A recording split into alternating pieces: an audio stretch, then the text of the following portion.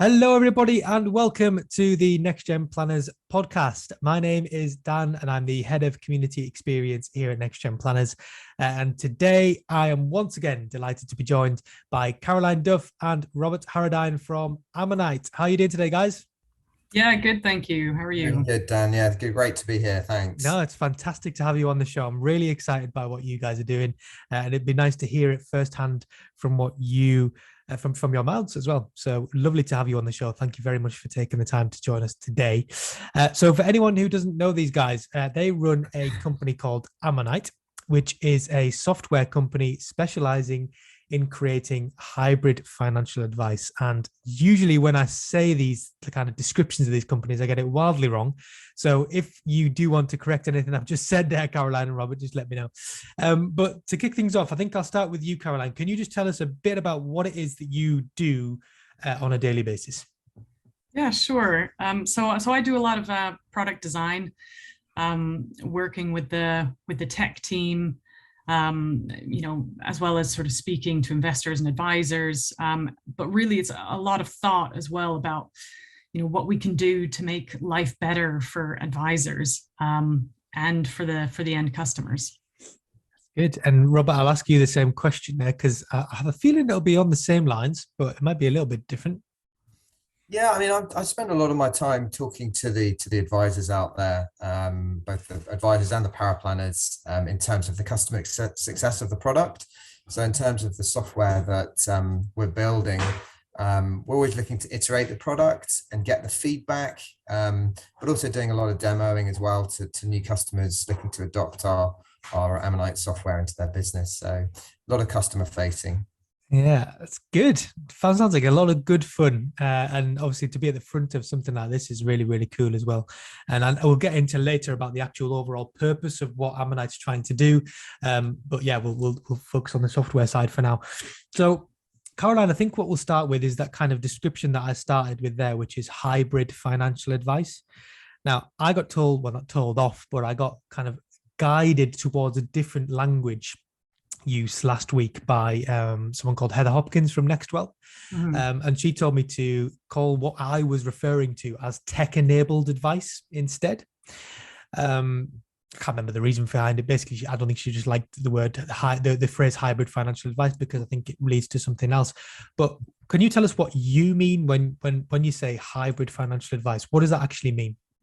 Yeah, so for us, it's really the technology and the advisor working hand in hand for the best outcomes for clients. So I suppose what we mean by hybrid is probably one step further than the tech enabled financial advice.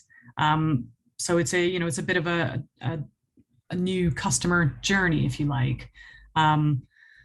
But what we really think is key, I suppose, a real ethos of the business is, Rob and I, we've come from financial advice. We've been financial advisors. So we know how crucial it is to have a financial advisor there at certain key parts of the customer journey. At the very outset, for example, having a person there that can answer the questions of the end customer and help them to understand their own financial planning needs. That's really crucial. And later on in the journey, again, helping the customer to sort of understand their own position and maybe reframe their financial goals. So that piece we think is really critical, but technology can do a lot of the other heavy lifting for you, and can actually help you to create better financial advice as well. So that's really what we mean by hybrid financial advice. It's bringing together the power of both the financial advisor, but also the technology. Yeah, and let's just focus on that kind of bit, the technology bit. So obviously we started with what is hybrid financial advice, but the technology part is something which is talked about. I mean, there's loads of excitement about it, as you guys have probably seen in Financial Planet at the moment. It's like we've just discovered that we can use technology now, when in reality it's been out there for ages. We just haven't perhaps harnessed the power of it quite yet. So, Robert, let's come to you for a second. Technology in financial planning businesses. If everyone was to use it effectively, how do you think it could help those financial planners grow their businesses in the coming years? Well, Dan, I think there's a huge growth opportunity here in terms of the technology and the advisor working in harmony together. There's a couple of things that have brought about it being particularly now being the time, if you like. I think the pandemic has kind of perversely brought about this fact that both the customer is happy to receive a service online and sharing screen and not having to be in somebody's office or in somebody's living room. So I think that the technology from that perspective, it's the environment is perfect for it. And because of that geographic reach is going to enable people to have, if you're an office based in London, you can have clients in Liverpool, in Manchester, in Edinburgh, because you're not having to come together. So that's a pretty obvious point, I suppose. But in terms of the delivery of the hybrid advice, as we call it, or tech enabled, you've still got the human in the mix, right? That's absolutely key to winning the customer, instilling that trust, and building rapport. You can actually see someone more often now because you're doing things remotely than perhaps you would have done previously. So you can build even more trust and get to know someone even better. So I think showing value through the user experience, the user journey of the technology as well is really key, as opposed to just having a chat over Zoom. I think, and that's actually something that Ammonite, we spent a lot of time on perfecting that user experience. We've actually loaded it with financial education in that front end in terms of that customer experience. So I suppose to answer your question, Dan, I think the technology is going to enable people to win more clients, have a higher percentage of conversion through that better engagement piece. And also, I think that advisors, paraplanners should be thinking about perhaps online propositions now as well. So you have your traditional model, people coming into the office, but actually, what about a lower cost service that's pure online for those busy families, professionals who want that convenience and want that lower cost? So I think there's this huge amount of opportunity for hybrid tech-enabled advice moving forwards over the next 5 years. Yeah, it's an interesting one. I think I'm interested just to stick with you for a second, Rob, because we've been talking about this for the last few days in the community and what clients expect when they come to their financial planner. And by the way, this isn't in the script, this question. But this is a bit of a closed question as well, but do you think that clients expect their financial planners to have kind of like next level technology, or do you think it's like a pleasant surprise when clients come to financial planners who actually use technology well? Well, I remember when Caroline and myself were advisors that, as we started to use more tech, say Cash Calc or something like that, we saw the difference from not using it to then using it. And the customers absolutely love it. They're engaging more, and they can see the value that the advisor brings. It's a picture paints 1,000 words. It's a really corny thing to say, sorry, but it does. People engage with illustrations and let's be honest, a fact find can be a pretty dry experience for a lot of people, especially when they're first time to financial advice. So I think I'm not going necessarily as far as gamification of the process, but I think, when it comes to people's money, they want to see illustrations. They want to see engagement through the screen. They don't just want to have a chat. So yeah, I think that the tech and taking people on journeys that are pertinent to them is going to be key. Yeah. When you said illustrations there, obviously in our profession, there's kind of two uses of the word illustrate. I'm assuming that you mean illustrations is in the fun sense, not the kind of boring regulatory things that we have Yeah, to no, I've got to be careful with the words I choose here. Yes, don't get me started No. on the product provider illustrations. Yeah, I won't get you started on that. Don't worry, mate. This All is a right, different. That's a good. different show. Yeah. We'll move to you, Caroline, because one of the things you mentioned last time we spoke before this podcast was, I loved it as well. You said that hybrid financial advice uses a human in the right places. I don't even know if you can remember saying that, but that was struck a chord with me because it was like, oh wow, now I really understand what it means. And that brings us so nicely onto the topic of, I can't believe I'm going to say this phrase, but robo advice. We've been talking ever since I entered this profession about 5 or 6 years ago.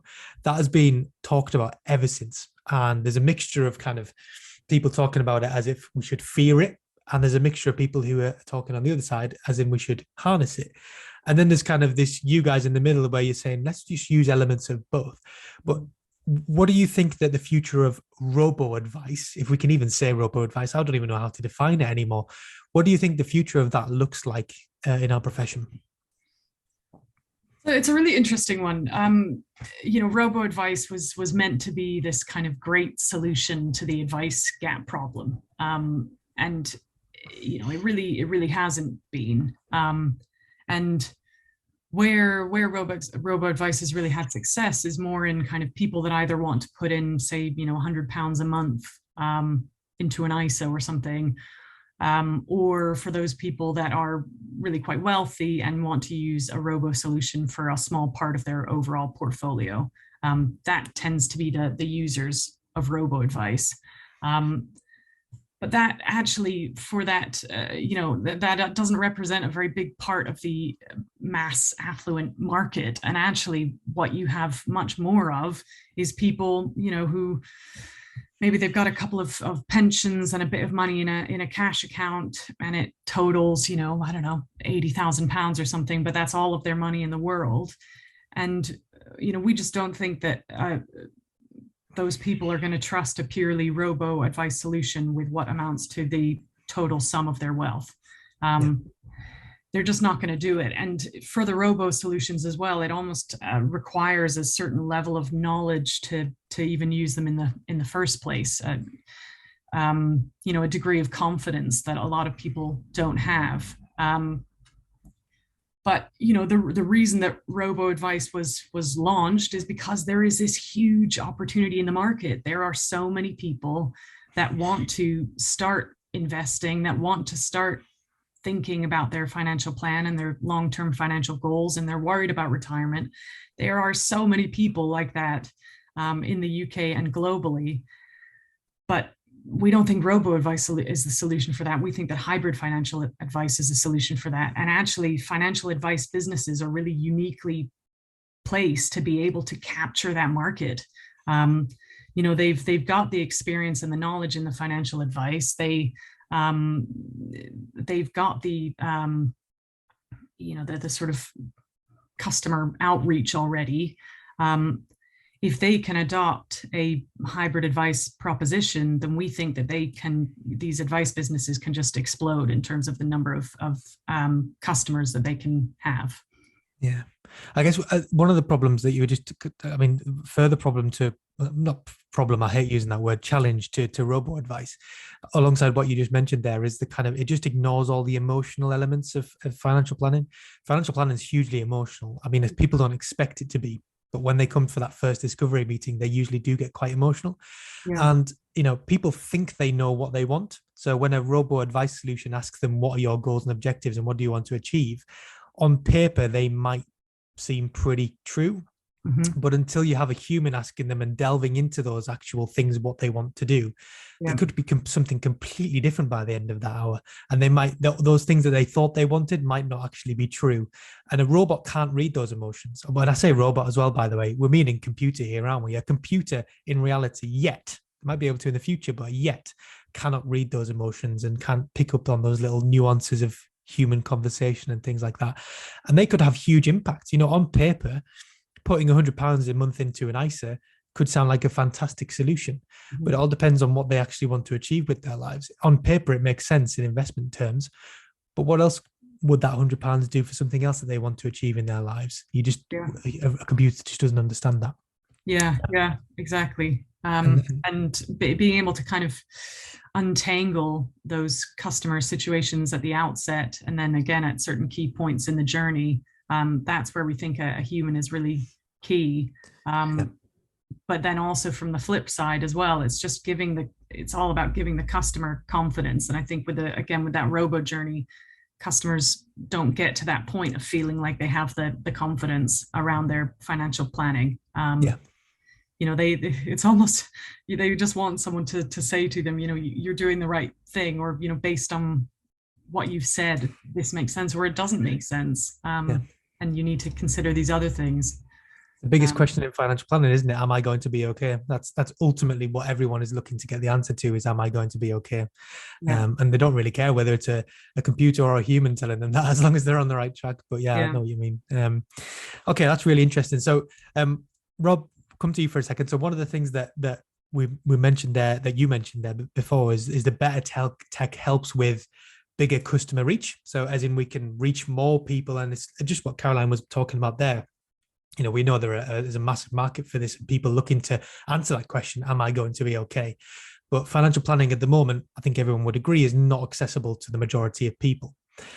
But how optimistic are you with things like hybrid financial advice and stuff like that? How optimistic are you that financial planning can become more accessible in future years? Yeah, so it's a really good question.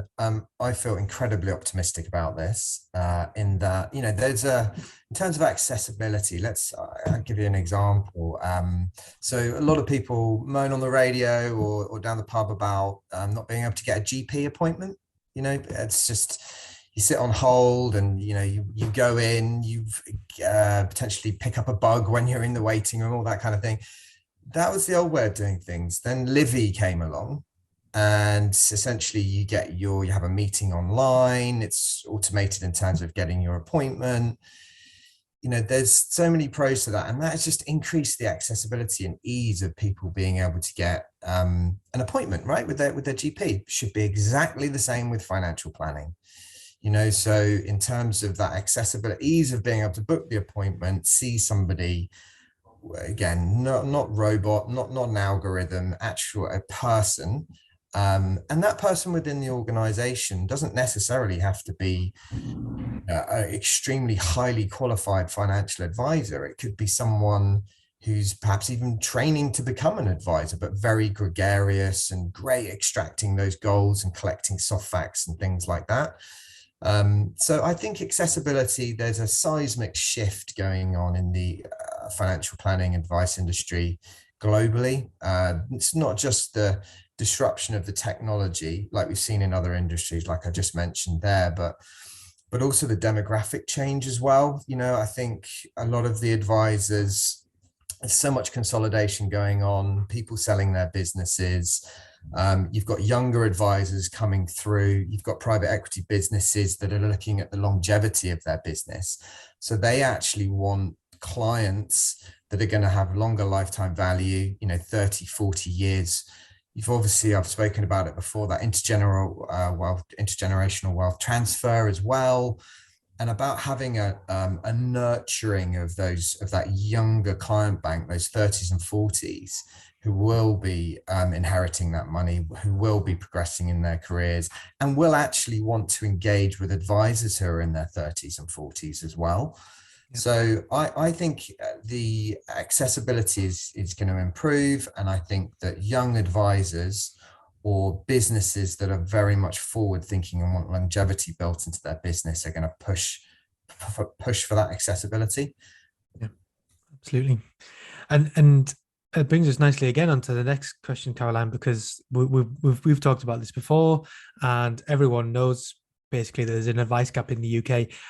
I sort of figured the other day, and I don't know if this is true, and I can't back it up, and I've got no receipts or anything, but something that it was like, was it 90% of people or something in the UK don't have access to financial advice? It might be even worse. 92%, yeah. It isn't worse than that. 92%. It might be you that said this figure, actually. So there's my receipts, because you guys said this. But if we could make it more accessible, and it probably drawn to a lot of what Rob was just talking about there, if we could make financial planning accessible, what do you think the benefits of that would be to the overall population of the UK?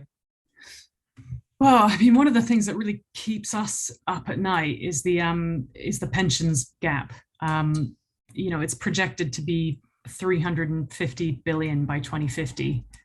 So that's a 350 billion pound shortfall that UK adults are going to have in 2050 between them having not and having a comfortable retirement. That is massive, and there's a lot of things that can be done, a lot of measures that people can put in place that they're just not aware of that would have a huge impact on their retirement and their long-term financial goals. Things as simple as, a lot of people aren't aware that actually their employer will match their pension contributions up to, say 10%. And, if they just increase their pension contributions, they'd get that essentially free money from their employer and then more free money from the government. And then that could make an enormous difference to them at retirement. But they just don't know about it. And no one sort of helped them on the journey to encourage them, ask your employer if they'll do this. So, I think that as a country, we're sort of sleepwalking into a really big problem that is getting bigger and bigger and bigger. And actually having financial planning be more accessible, we think would be the single most powerful thing to mitigate against that. Just increase people's knowledge, increase people's education, increase people's confidence, and help them to improve their financial situation now and in the years to come. Can I just add to that as well? Sorry, just to jump in. It's just, I think there's that link between financial well-being and mental well-being. It's well documented that if you've got your finances in place and you're feeling confident about that, then that's going to help your overall mental well-being. And we think businesses come into the workplace and offer financial well-being now alongside mental well-being and physical well-being. So I applaud that. And I really do think that, in terms of that accessibility and getting all of the great things that a financial advisor does into that wealth accumulation demographic, the financial well-being as an employee benefit and improving mental well-being, it's just going to be a win-win, really. It has a knock-on effect. It does. I agree, and I'm seeing some great financial planning firms doing a lot of work in that area as well. So I mean, that is coming. Maybe not on scale yet, but it's coming. One of the things you mentioned there, Caroline, just to come back on what you were saying, is financial education, and I think a lot of the problems there that you mentioned is down to a lack of financial education. Now, there's some fantastic people out there educating the public on this kind of stuff. Some of them at scale. We can think of a lot of people who are good financial educators, but the problem is that as the UK, we get forced into education when we're at school, and therefore our kind of relationship with education is pretty straight when we're an adult, because and especially when it's free as well. So there's some fantastic things going on in the US at the moment where people are charging very, very small amounts, even sometimes just $5, to have that financial education, and because they pay for it, they value it more. Mm-hmm. And if we could find a way to make financial planning a very, very small amount as well, alongside that financial education, that would be, I mean, in many ways, that would be a great solution, because you would deal with that kind of individual elements, but you would also deal with the financial education elements of it as well. Maybe just a thought for the future for someone in the audience. Okay, so Rob, I'm going to ask you an absolutely enormous question. And when I was writing this question, I had a kind of like evil laugh, because there's so many ways that you could go about this. But we're talking about technology, aren't we? So, and I'm interested from your perspective of what do you think the perfect technology solution would be for financial planners? What does that perfect technology solution look like to you? It's a great question. I don't know if it's evil. It's a question that needs to be asked, Dan.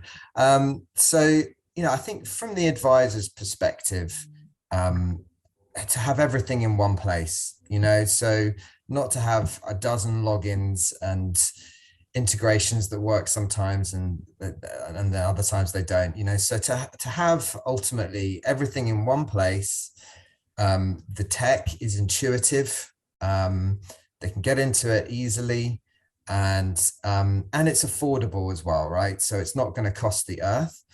I think in terms of what we're building, everything's in the virtual private cloud.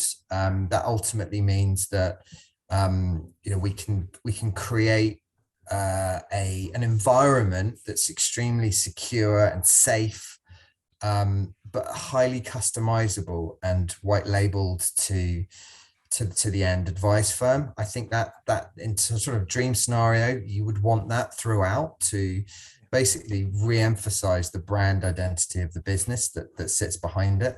I think, like, in terms of the front end, looking at it from the client acquisition piece, I think that, I talked about a little bit earlier, but incredible user journeys and experiences that are very easy, enjoyable to use, build rapport and trust with the end customer, and the customer really enjoys it. They can access it easily online, for example. And then, so once you've reached more people and got higher conversion in that engagement piece, then it's all about the operational efficiency that sits within the technology. So you want to be able to onboard a lot more efficiently. So I think, in terms of the rekeying of data and all of those sorts of things, you just want to, ultimately try and put some of it onto the customer to do that, which is being done currently. But also technology that can offer nudges, for example, to remind customers to get the data in, or even better, go one step further with open banking and open finance and just have data feeds that populates a lot of that information. You can tell I've thought about this a lot. You can tell I stay up at night thinking about. Yeah.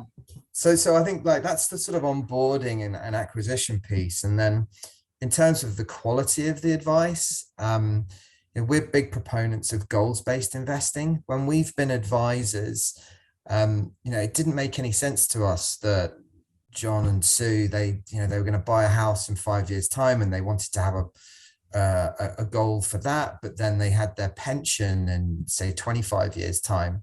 Everything just went into a balanced portfolio.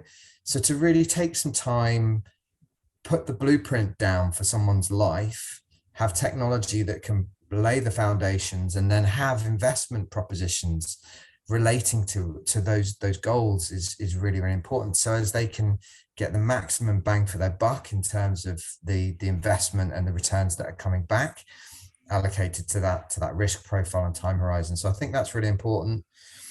And then I'll stop talking in a second. And then the final bit is really just, okay, so you've won more customers. Your capacity's increased from, say, 100, 150 clients to, say, 1,000 per advisor. So then we need some automation in terms of the either semi or fully automated ongoing advice that ticks a box in terms of suitability and checking that from the FCA's perspective, but also the consumer duty that's coming in as well. So, and that's a piece that we're working on at the moment at Ammonite to get that ongoing piece absolutely spot on in terms of that dream technology solution. You certainly have thought about it. We have. That's the ultimate utopian world, what you've just described there. One thing I would like to just kind of talk about is when you said about the having one system, and I completely agree with you there. The slight caveat to that, of course, is that there's lots of great pieces of technology out there, which is what what you mentioned there about integrating them all. Yep. Like you mentioned, we don't want to use every single different one and all that kind of stuff and have them rekeying data and information into each one. We want to still be able to use those fantastic pieces of technology, Yep. that we use every day, some of the cash flow modeling, all that kind of stuff. We want to be able to use them, but we want them to speak to everything else so that they can all pick up on each other's perhaps pitfalls. One system can't do this, but the other system can. If they talk together, they can plug those gaps and also just automate everything, which would be incredible if we could have that at some point. Yeah, and I think that's really, really good point. So everything we've built is fundamentally built on APIs. So, and I think, the shift in tech over the last 3 years has been, the people at the forefront are building on API and open APIs. Yeah. So I think there's, as a firm, as a software firm, we embrace collaboration and the ecosystem that's going to pull together to give the ultimate solution. So I think there's going to be, a bunch of software businesses that work within that ecosystem. And, there's so many different parts of a financial advice practice. You've got your more traditional clients and, your high net worth and ultra high net worth, and they're going to have perhaps a blend of the ecosystem of tech over there. And then you'll have maybe pure online and more advice gap technology. And there might be some technology that underpins all of that. But ultimately, I think you're going to have, based on the flavor of the IFA practice, they're going to be picking and mixing the technology that works within. But it's all about having those APIs and having that forward thinking and more modern way of integrating, I think, is key. Yeah, absolutely. That's good. That's a great answer. Thanks. Caroline, we'll let you come back in now. So one of the things that you guys really work on at Ammonite is improved client engagement, and something that we've kind of been talking about throughout this is that kind of technology which helps enable that better client engagement. But if there's anyone in the audience who are financial planners and they want to improve their client engagement pretty much straight away, what quick wins and bits of advice would you give them in order to actually improve their client engagement? Rob mentioned this earlier. Things have changed over the last couple of years. Things are, meetings are being done over Zoom. The same sort of methods that work in a face-to-face meeting don't work necessarily as well in a Zoom meeting. You can't go with forms to be signed then and there. You have to kind of change the way that you do things. And one area where we think that that's particularly true is in that first meeting with someone, because it's always, even in a face-to-face meeting, going with a fact find is a challenge, but that's even harder if you're in a Zoom meeting, to keep people's attention.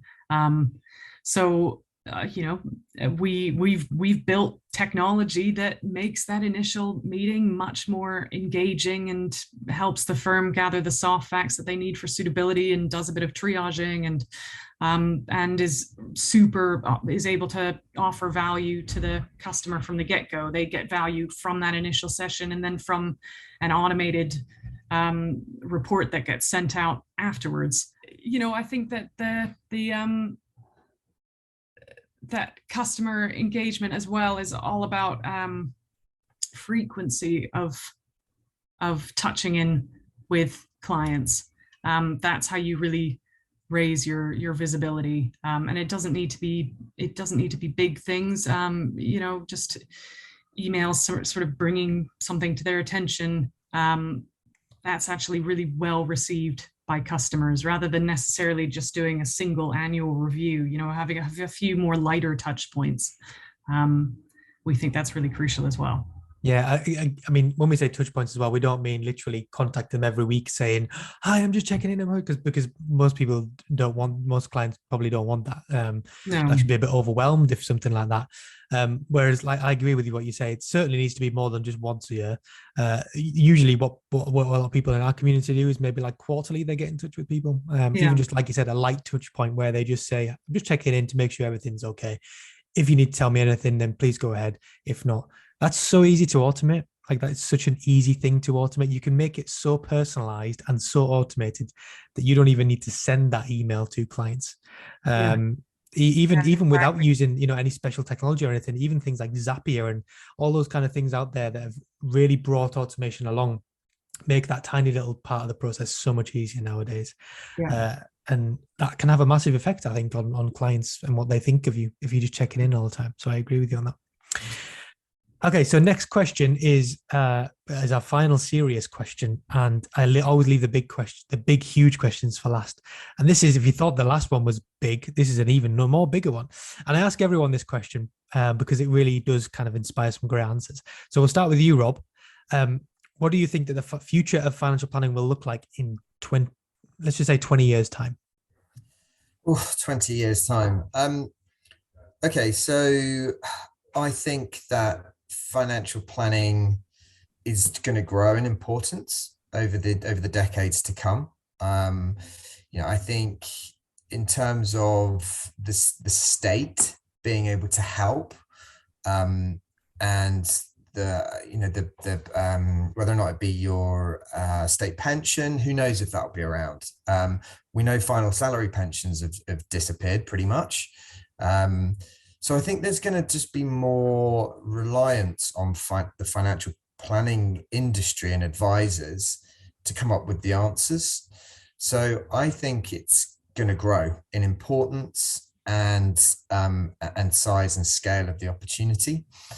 In terms of technology, obviously being fundamental in shaping that, I think that data is going to be absolutely key. I think in terms of being able to collect and analyze that data to come up potentially with personas of different types of customer, and being able to give, if you like, in a bottle type solutions based on data and understanding what people need at certain points of that journey of the financial plan. I think that's going to be really interesting. And also, talking to innovative financial planning firms and tech businesses as well around, the data from making the actual financial advice practice more efficient. So understanding at every point of the journey where time is being optimized to give the best quality advice, and really working off that data set to create the perfect advisor, if you like, as well. And I think that will be a blend of both human and technology moving into the decades ahead. So, we go to all the conferences, and I think it'll be really interesting to see what happens with the metaverse as well. In terms of, I've got young kids, spin the clock on 10 years. I mean, my kids, I don't know how they figured out how to use the remote controller. Like, I've got a 5-year-old boy, and I don't know how half of that stuff that he's figured out through Netflix and all of these different things. So I think actually, when you think, if you wind that presence of iPads and tech and Netflix and whatever it is for those kids now, if you wind the clock on 10, 15, 20 years, they're going to be expecting a lot from technology. So metaverse, who knows, that might be a big part of it as well. I think that's the first time the metaverse has been mentioned on our podcast, and I'm excited to see how financial planning works in the world of the metaverse, because I'm very excited about that. You've just sparked some excitement in me, Rob. I didn't even. All right, that's good. Because I've always thought about it as just this kind of weird virtual world that is never going to actually take off, and actually probably will, and we need to get to grips with that. Caroline, not there's much left for you to say, to be honest, after Rob's brilliant answer there. But what do you think the future of financial planning will look like in the same period of time? Yeah, well, I suppose unsurprisingly, I think Rob and I are quite aligned on where we think things are going to go. But I think that Rob's point about it growing in importance is one that is definitely true. And, people are getting more and more open in the UK about, talking about money. I grew up in the States, which explains the accent. And, people are, my friends in the States are more open about it. And I think people are getting more open about it in the UK, which is a great thing. And I think it'll continue that way. And I think people, talk more around what solutions they're using. So I think people are, and some of this is by necessity, but I think people are getting more engaged with their financial planning in general. I think there's, as Rob said, less of a feeling that one can just rely on, for example, the state pension. People know that they need to start getting to grips with it. And I just see that continuing to change over the next few years. But I do think that the landscape will look very different in 20 years. I think hybrid advice will be the norm. It's gonna look different for sure. And I think a lot of firms could really grow over that period. Yeah, I like to think about like what the last 20 years has looked like, and kind of, I mean, I think it'll be, if you think about financial planning, it wasn't even called financial planning 20 years ago, it was called financial advice, wasn't it? But if you think about how much came on in the last 20 years, imagine what it could be like in the next 20 years. That would be really cool to think about. Okay, so I'm going to stop grilling you now. I'm going to ask you an easy question. Rob, we'll start with you again. We always like to ask our guests for a book. Now, I've changed this question a little bit because I know that some people aren't perhaps readers, like myself, for instance. But anything that's helped you in your career so far, it could be a book, it could be a podcast, it could be a video, it could be a film, whatever. What would you say has really impacted you so far? Okay. I mean, I love reading books about financial planning and investing. I mean, one that sticks out is Goals-Based Investing by Tony Davidow. So that was a book that essentially really looks at setting those goals for life, and then looking beyond the traditional asset classes. So hedge funds, derivatives, alternatives, those sorts of things. And I found that really fascinating in terms of, in a previous life, I was very much involved on the investment management side. So I think that's good to know when you're talking to clients, to have that that more sort of more rounded, if you like, element of asset classes. Is I found that really, really interesting, that book. So I'd recommend that. Good stuff. Thank you. And Caroline, what about you? Well, I think I've got a bit of a left field answer for this. Perfect. One. That's exactly what I want. That's amazing. Which I suppose is probably the book that has less kind of, it's more sort of influenced my life as a whole, including career, which is Aristotle's Nicomachean Ethics, which I studied previously, and one of the main sort of messages in that is that happiness isn't sort of in a moment. It's not a state that you achieve. You do X, Y, and Z, and then suddenly you're happy. It's something that you have to work on, and you have to continue to work on really throughout your life. And that's sort of that message of not being focused on a single state, but working on sustaining things over a period of time is just something that's always stuck with me. Very good. That is left field. That's deep. That is really deep. Yeah, when I was thinking, like, if someone asked me what has really impacted me, I'd probably say like Harry Potter or something like that. I wouldn't really. I'm sorry for saying that, but yeah, that was really good. I would say Harry Potter as well. Yeah, we like Harry Potter, Dan. Yeah, I'm not even ashamed to say it. Yeah, it's good. Good. I'm a bit thrown by that one, to be honest, Caroline. Usually I put these into, I use something called Blinkist, which is like a summary thing for books. And I usually put them into there when people recommend them. I've just searched it there and it doesn't even come up on there. So I might have to actually yeah, but it sounds really good. It sounds like it really had an impact on you, which is good. So awesome stuff. Well, we're going to close it there, but that has been fantastic. Thank you so much, guys, for coming on today. What we'd like to do is we'd like to give the last word to our guests for coming on, to say thank you for joining us on the podcast. So we'll start with you, Rob. Can you just tell our audience where to find you and how to connect with you if they want to afterwards? Yeah, thanks for having us today. Next Gen Planners absolutely rock, and thank you, Dan. So yeah, in terms of reaching out to us, our website is www.ammonitewealth.com. Rob Harradine, I'm on LinkedIn. Caroline Duff, obviously on LinkedIn as well. So just, yeah, please do reach out to us. LinkedIn's probably the best place to get hold of us. And all the details are on the website as well. And Caroline, Rob's already told people where to connect with you, but have you got anything else you want to add? Or no, I think as Rob says, LinkedIn is a great place to reach us, or you can just reach out via our website. So I'm Caroline Duff on LinkedIn. And just to sort of say that we're building technology, and we're building it for the IFA community. So we embrace the advisors, the power planners reaching out to us. We want to iterate the technology that's fit for purpose and what the community wants. So we really welcome people reaching out to us. Fantastic. Well, what a lovely way to finish. Thank you so much, guys. That was Caroline Duff and Robert Harradine from Ammonite. If you enjoyed this podcast, you can share it we're on pretty much all social media channels, all the usual ones, you know where to find us. And you can listen to it on Apple Podcasts, Spotify, our website, and Google Podcasts, and also on YouTube. And if you want to find out more information about Next Gen Planners, you can go to nextgenplanners.co.uk.